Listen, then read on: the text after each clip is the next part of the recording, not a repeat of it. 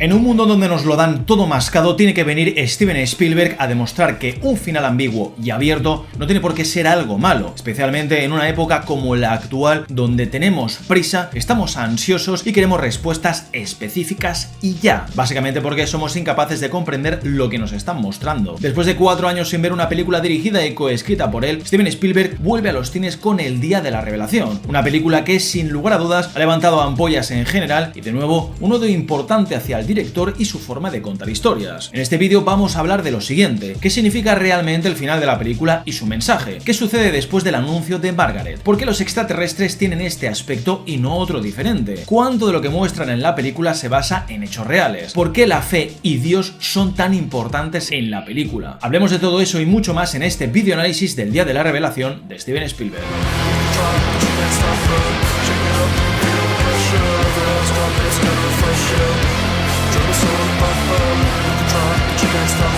Muy buenas mis autos, aquí vuestro maestro. ¿Qué tal? ¿Cómo estáis? Espero que estéis bien, que estéis a gusto y que estéis preparados para un profundo análisis del Día de la Revelación de Steven Spielberg. Una película que doy gracias por haberla visto en cines y no en mi casa, ya que he podido oír de primera mano el inmenso trabajo que ha hecho el gran Janusz Kaminski, director de fotografía que ya ha trabajado con Spielberg en La Lista de Schindler, Minority Report, Salvar al Soldado Ryan, La Guerra de los Mundos, y podríamos estar así todo el día con sus más de 30 años de carrera. Esta película hay que verla en cines sí o sí, y yo como siempre te recomiendo los cines Kinépolis, no solamente porque sus palomitas son las más crujientes y saladitas, no solo porque sus asientos rojos son comodísimos, no por sus sesiones matinales todos los días o la gran oferta de películas en versión original, no, es que además de eso tiene sus pantallas láser ultra con un sonido envolvente que convierte en cualquier película en toda la experiencia, como es El Día de la Revelación. Spielberg ha vuelto por todo lo alto, y aunque sé que ver una película es una experiencia completamente subjetiva y personal, me extraña mucho que haya gente que no la haya acabado de entender, a pesar de ser una película tan evidente y poco sutil en más de una ocasión. Nada más empezar la película se siente la vibra de Steven Spielberg, por la forma en la que dirige cada escena, por cómo mueve la cámara, por cómo enfoca la acción y a sus personajes. Para mí ha sido como ver una mezcla de Encuentros en la tercera fase y ET, con un mensaje mucho más humano y actual que extraterrestre. Si encima a esto le sumas al maestro John Williams, para mí ha sido una gran película que ha sabido cómo mantenerme atento en todo momento, ya que es básicamente un thriller con un contexto como es el de los alienígenas, donde su final para mí ha sido lo mejor. Hablemos de ello.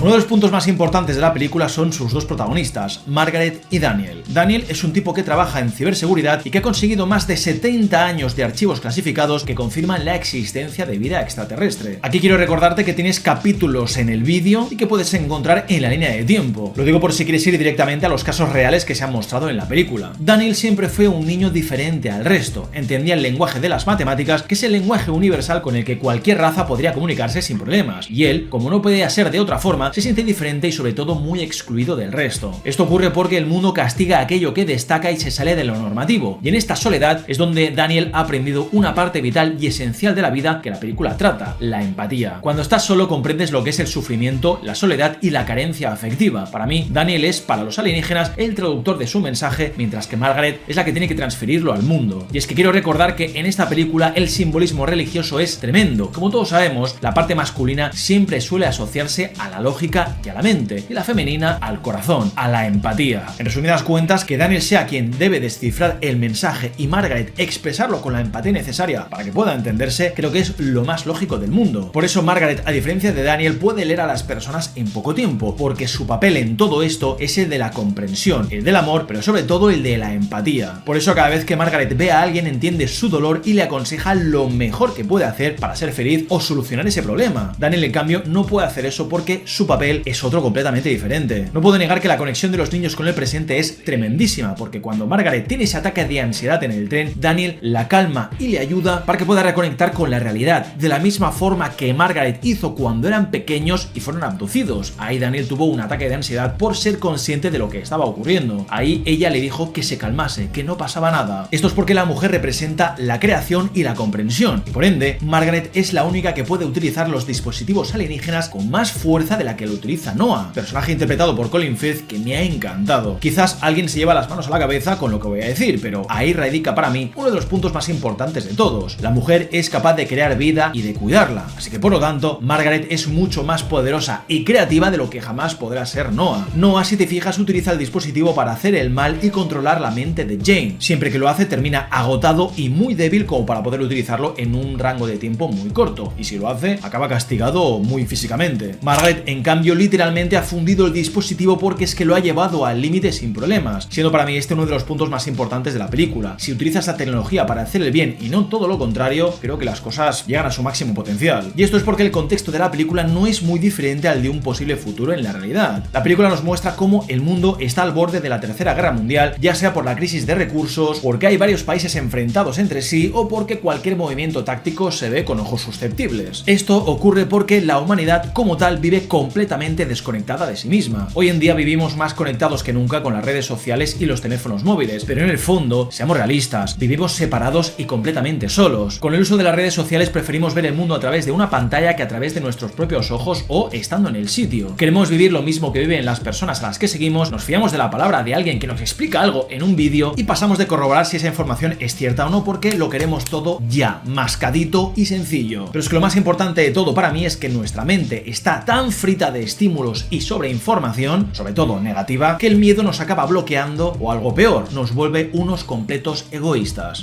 I felt that this was an opportunity to talk about the loss of community and therefore the loss of human connection. Spielberg se ha tomado la molestia, al final de la película, de mostrarte muchísimos momentos donde la gente está literalmente en silencio y bloqueada. Fíjate lo que están haciendo, están viviendo el momento a través de una pantalla, por lo que te he explicado, porque hoy en día la única forma que tenemos de comunicarnos entre nosotros es a través de un teléfono móvil o una pantalla. Por eso creo que es tan importante que Margaret te incomode al mirarte a los ojos, porque es que los ojos son el espejo del alma, y un alma que está rota es fácil de ver si sabes cómo mirar. Cuando Noah o Margaret utilizan el dispositivo, fíjate que sus ojos cambian por completo, ya que en realidad ese dispositivo te ayuda a ver el mundo de otra forma. Lo único que cambia es lo que hagas con esa clase de poder. Noah lo utiliza para torturar a la pobre Jane y Margaret en cambio lo hace para proteger a la gente que la está ayudando. Si sigues el hilo de lo que te estoy argumentando, vas a darte cuenta de que la película quiere que entiendas cómo la falta de empatía, de moralidad y sobre todo el egoísmo nos ha llevado a salvaguardar con mucho recelo algo que podría habernos cambiado para siempre hace 79 años. Que Daniel haya decidido mostrar la realidad de estos secretos no es solo un tema moral de lo que es o no es correcto, es por pura y simple empatía, una comprensión del dolor y la injusticia que supone ver cómo una raza alienígena que vino al planeta Tierra para conocernos únicamente recibió maltrato, abuso y violencia. En un mundo al borde de la guerra y que se prepara para lo peor, se necesita un momento de respiro para dejar de hacer lo que se estaba haciendo, que era matarnos entre nosotros. Con esto no digo que los alienígenas sean la excusa o el enemigo en común que nos lleve a dejar de lado nuestras diferencias y unirnos en su contra. Nada de eso.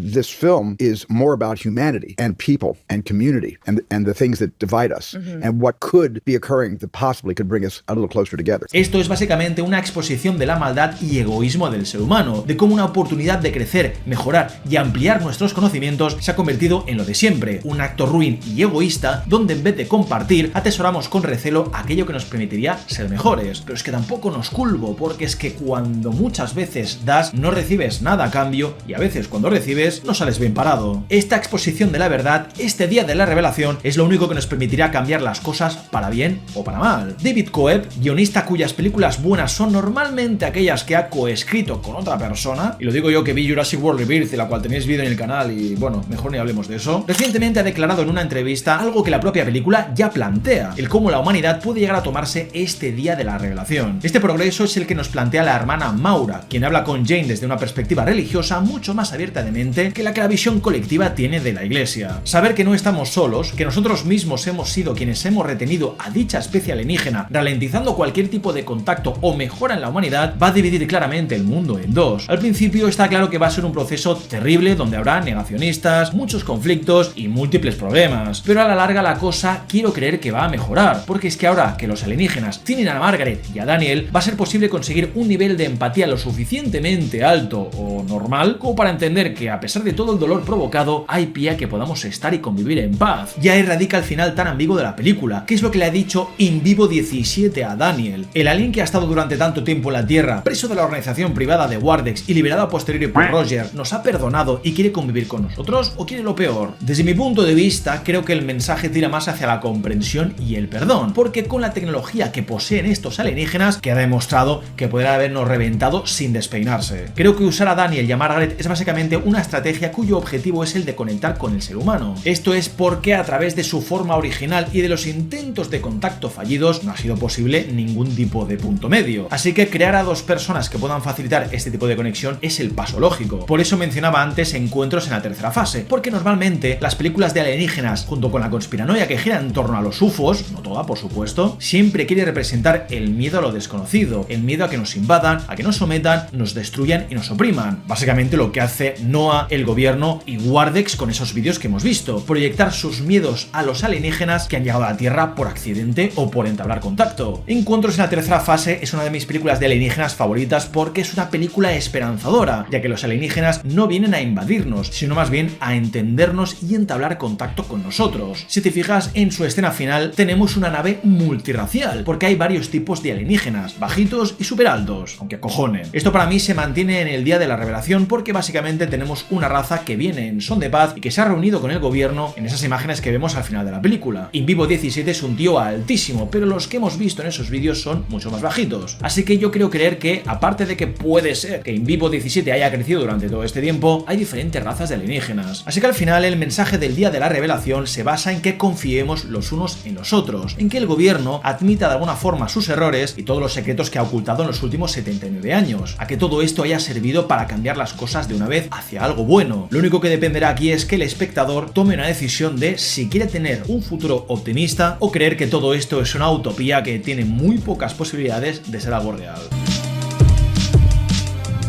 Uno de los temas más importantes que trata la película es el papel de Dios y la fe en la humanidad. La hermana Maura puede malinterpretarse mucho como personaje, ya que ella para mí representa el verdadero cristianismo, ese que acepta la bondad que hay en todos y que no ve con malos ojos la existencia de otra raza extraterrestre. Como ella misma le dice a Jane, ¿por qué Dios habría creado un universo tan grande y vasto solo para nosotros? Para la hermana Maura, la fe no es una fuente de miedo o intolerancia, más bien es todo lo contrario, es una fuente de confianza que permite ser compasivo y abierto de mente con los demás. Aunque para mí la más importante es cuando le especifica a Jane que ella no ha perdido la fe en Dios, ha perdido la fe en la humanidad. De nuevo, otro punto vital en la película que vuelve a salir a la palestra. Dios no dictamina tus acciones ni tus decisiones, eres tú mismo quien lo hace. Y por lo tanto, la división que hay en el mundo no se basa en la pérdida de fe en un Dios que no acude a tus plegarias, sino más bien a cómo eres incapaz de confiar en los demás. Y la verdad, razones no le faltan, pero es que ahí está la verdadera prueba de fe. Y en la película tenemos varias señales divinas que nos lo confirman. Para empezar, de las más evidentes y sencillas son esos 12 trabajadores de Wardex que han escapado de la compañía para exponer sus secretos, igual que Daniel. Aquí tenemos a los 12 apóstoles de Jesús, los que van a dar el verdadero mensaje que va a cambiarlo todo. Daniel y Margaret, por ejemplo, son Adán y Eva, ya que representan ese principio de una nueva humanidad que debería tener una segunda oportunidad. Pero para mí la más importante es esa conexión con la trilogía espacial de C.S. Lewis, donde se nos cuenta que hay una raza alienígena tan pura que era incapaz de realizar ningún acto malévolo o cualquier cosa que se considerase un pecado a ojos de Dios. Esta es una inocencia que vemos en los animales que se utiliza para mostrarse ante nosotros. Los animales, como sabemos, son los seres más puros que existen en la Tierra, porque no actúan con maldad y únicamente se adaptan y sobreviven por instinto, no por egoísmo. Presentarse como un animal ante unos niños para llevarlos a su nave espacial disfrazada de una casa de cuento infantil es la mejor opción para no generarles un ataque de ansiedad y que de paso les puedan acompañar. Esto nos confirma la gran comprensión que tienen los alienígenas de nosotros como raza y de cómo funcionamos, especialmente cuando sus primeros acercamientos a la Tierra fueron terribles. Lo que es terrible es que llegado a este punto del vídeo no te has dejado un buen like y te hayas suscrito si eres nuevo. Aquí hablamos de películas, series y animes con este formato de análisis tan profundo. No te lo pierdas, es gratis. Siguiendo con la simbología religiosa, tengo que hablar del cardenal que se presenta ante Margaret, el cual con su canto activa ese poder oculto que tenía desde pequeña. Si te fijas, este es un cardenal rojo, un animal que simboliza la fuerza y la resiliencia, ya que son aves que soportan el frío invernal más crudo. Pero es que aquí hay dos detalles clave en este animal. El primero es que este animal suele representar consuelo y guía. Es un pajarito que, si te fijas, aparece justo cuando Margaret está perdida y confusa, porque es que al igual que Daniel no siente que acabe de encajar en ningún sitio de este mundo. Por eso hay una pequeña discusión con Jackson al principio de la película sobre volver a mudarse. Ahora que Jackson había conseguido asentarse en Kansas, Margaret tenía como esa necesidad de volver a irse a otro sitio. Pues aquí el cardenal aparece para recordarle cuál es su destino y su función en todo esto. Y es que sí, el cardenal es un alienígena, por si había dudas, igual que el zorrito, igual que el mapache o el ciervo que hemos visto en el momento de abducción. El otro detalle me lleva a hablar del color rojo, un color que en el cristianismo se relaciona siempre con los mártires y el amor divino, pero también con la pasión y con la vida. ¿No es curioso que Margaret lleve un vestido rojo, que haya visto un cardenal rojo y que conduzca un coche de color rojo? En todas las películas siempre hay una decisión artística y fotográfica respecto a los colores y al uso y significado que tienen dentro de lo que es la película y el personaje en cuestión. Esta, repito, es mi interpretación, a lo mejor es otra, pero tampoco es muy difícil llegar a esa lógica. Margaret, en este caso, es la elegida para ser la figura empática, comprensiva y amorosa que nos ayude a estar más unidos que nunca y sobre todo para que podamos comprender quiénes son estos alienígenas y qué es lo que quieren, que en principio son cosas buenas. Me encanta que en todo momento se niegue a que la adoren como si fuese una mesías, porque ella no tiene que ser la mesías de nadie. Lo que Margaret no entiende es que un mesías no ha nacido para serlo, sino que es llamado para ello. Ladies and gentlemen of the Gallery Gourmet, my name is Paul Muad'Dib Atreides, Duke of Arrakis. Al final, ella misma acaba comprendiendo qué le ocurrió de pequeña. La casa que Roger y su equipo han construido ha servido para mejorar y revivir esa conexión con el recuerdo del reprimido que estaba enterrado en lo más hondo de su corazón. Un momento que marcó para siempre el papel que Margaret tendría en el mundo cuando todo estuviese casi perdido. Otro de los simbolismos más claros que tiene la película es el de Jane, quien duda de su fe en la humanidad, como te he explicado, y no en Dios, ya que ella ha sido testigo de cómo las personas cometen los actos más atroces. Este interrogatorio por parte de Noah nos regala una escena que es increíble, puro Spielberg, donde Jane demuestra que su fe en Dios jamás se ha puesto en duda. Ya nos lo ha confirmado más adelante la hermana Maura. Es tan fuerte su fe que es capaz de dañar su mano en la misma zona donde Jesús recibió los clavos que lo crucificaron en su momento. Esto ha sido una prueba de fe donde Jane ha tenido que unirse al sufrimiento de Cristo en la cruz como única forma de luchar contra el diablo, demostrando cómo su sangre y sacrificio jamás le permitirán caer en la tentación. Y sí, lo ha hecho, pero ha sido por el uso de una tecnología extraterrestre demasiado fuerte. A pesar de eso, Jane no ha dejado de utilizar la cruz dorada de su colgante como arma contra el mal, la corrupción y la violencia. Y ojo, que en este caso quiero recalcar que no es más un hechicero que utiliza una varita mágica que un verdadero demonio, como sabemos suele presentarse en tus momentos más bajos. De verdad, este interrogatorio ha sido de mis momentos favoritos de la película.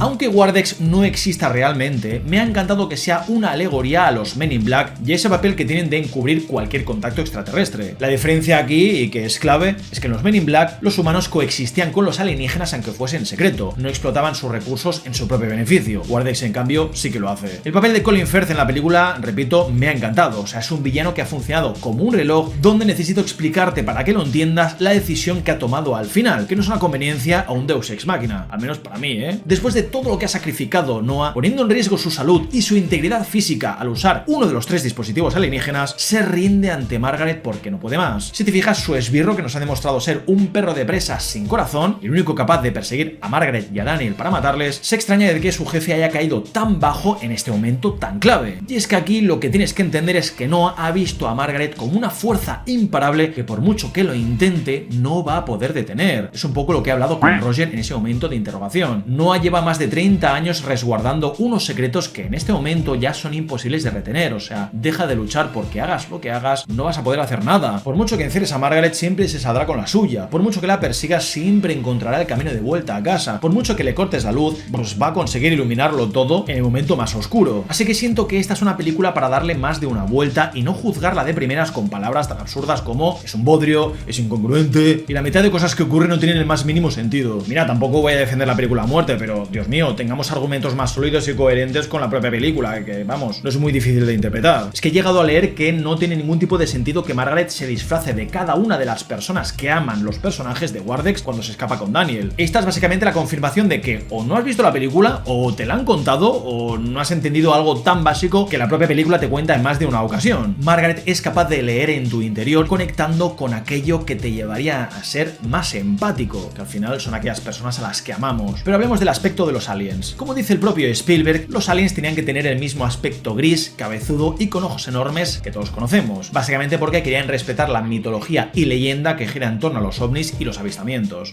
around eyes, like Ray-Bans, from the sides of the head, right, almost touching. That is something that is completely part of ufology. Y esto es porque la película lamentablemente te destripa todo en los trailers, ya que a excepción de las grabaciones que ha filtrado Daniel al final, el resto ya se ha visto con anticipación y creo que es una pena, porque se le ha jugado una mala pasada a la película con cierto sector de espectadores que esperaban algún tipo de invasión alienígena o más desarrollo de los encuentros o una especie de ópera espacial de Margaret y Daniel siendo pequeñitos con los aliens. Pero repito, encuentros en la tercera fase mezclado con ET. Y es una pena porque es que el punto de la película es mucho más humano que alienígena. Y a diferencia de encuentros en la tercera fase, aquí nos centramos más en una problemática real y social como es el distanciamiento que vivimos mutuamente y que te he explicado antes. La película nos muestra varios accidentes reales. Uno de ellos es el famoso accidente de 1947 en Roswell, Nuevo México. Momento donde en la película nace Wardex y se empiezan a proteger los secretos alienígenas que servirían para realizar ingeniería inversa con su tecnología. Después tenemos el accidente de Kecksburg, en Pensilvania, en 1965, donde se afirmaba haber visto un gran objeto metálico con forma de bellota que dejó extrañas marcas en el suelo que, como sabemos, parecían jeroglíficos. Lo hemos visto en la escena de Daniel en el campo. Según se dice, los militares llegaron a esta zona antes que nadie para restringir el acceso al público, retirando todo lo que pudiese haberse estrellado en esa zona. Si investigas, vas a flipar. Aquí es donde vemos a uno de los alienígenas vivos respirando con dificultad, ya sea por el propio accidente o quizás porque la atmósfera terrestre no es respirable para ellos en este punto. Esto lo digo porque hay que tener en cuenta que el vídeo que vemos con 3 alienígenas entrando en una tienda militar podría ser en un momento del tiempo donde los aliens han mejorado su cuerpo para poder adaptarse a la Tierra y respirar sin problemas. Pero es que la película, repito, no quiere darte respuestas a eso. Va a seguir alimentando la mitología de los ovnis y que la humanidad decida si esto es cierto o no. Pero el encuentro real que marca para mí el punto de inflexión en su historia es el vídeo que Daniel le muestra a Jane al principio de la película, situado en 1973, concretamente en la base de la Fuerza Aérea de Homestead. Ahí podemos ver a Richard Nixon recibiendo a un comediante muy famoso llamado Jackie Gleason, un hombre cuya esposa afirmó que su marido vio cuerpos extraterrestres muertos en posesión del gobierno. Y es que esta anécdota es real, porque es que ambos personajes eran grandes amigos y aficionados al golf. Se dice que tras mostrarle Nixon los cuerpos alienígenas a Jackie,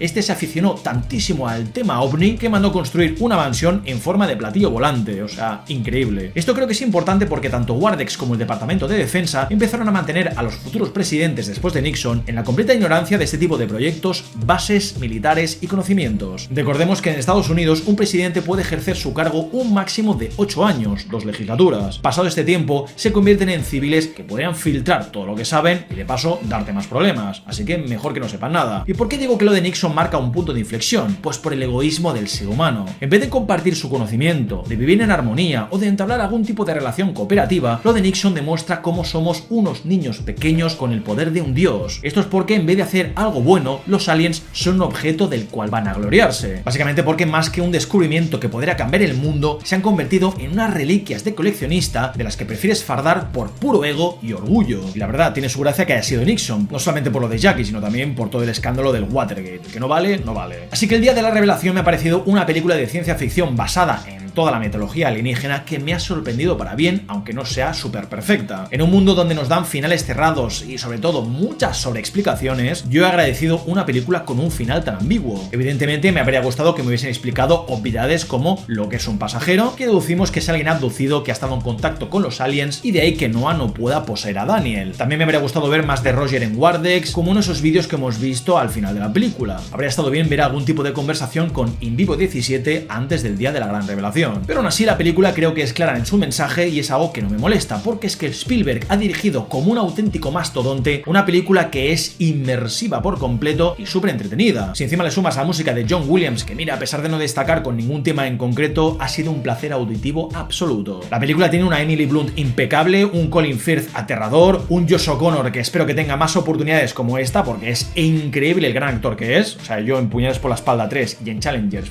aluciné con él. Y sin ir más lejos, tener otra vez a Spielberg en el cine para mí es un regalo. ¿Qué quieres que te diga? Así que, acabado ya el análisis del día de la revelación, solo te queda dejarte un buen like si te ha gustado y servido el vídeo y comentarme qué te ha parecido la película, si puede ser con argumentos. Si no te ha gustado nada de lo que has visto en este vídeo, lo echas a los leones, que no pasa absolutamente nada. Estoy completamente en paz. Muchísimas gracias a mis Patreons y miembros de YouTube por su apoyo incondicional. Links en la descripción por si quieres ser un mecenas que apoye fuertemente el canal todos los meses de otras formas. Y aquí me despido.